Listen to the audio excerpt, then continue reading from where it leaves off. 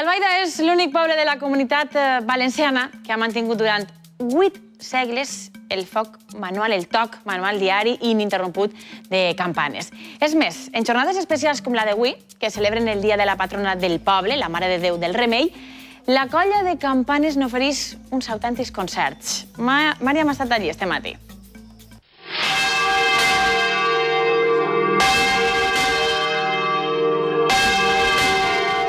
És el gran repic de solemnitat del Dia de la Mare de Déu del Remei. Les campanes sonen a Albaida des de fa 800 anys, sense faltar cap dia en la vida dels veïns, un fet que ha convertit la capital de la vall en un poble de campanes. Abel, tu eres historiador d'Albaida. Per què es considera un poble de campanes? Pues per ser l'únic poble de la comunitat valenciana que des de temps de Jaume I ha conservat ininterrompudament el toc manual de campanes. Aquestes campanes estan dedicats a diferents patrons i sants de la ciutat d'Albaida. Cadascuna és un sant i cadascuna té una nota musical i juguen en harmonia, no? Són instruments musicals realment i els campaners són músics. El toc és manual i els concerts dels dies festius estan a càrrec de 15 campaners. L'ofici es transmet de generació en generació.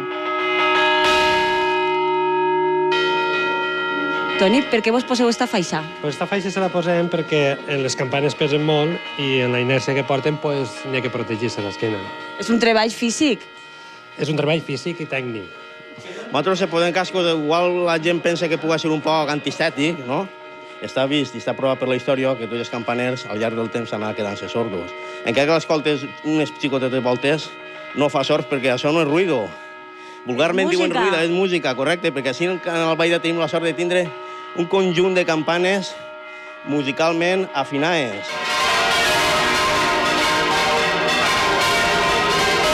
Les campanes transmeteixen els sentiments d'alegria o de pena i avui és el dia principal d'Albaida, el dia de la Mare del Remei, i estem transmitint l'alegria de celebrar aquest dia. Per a vosaltres els dies de festa d'Albaida són els dies de concert. Com es passeu?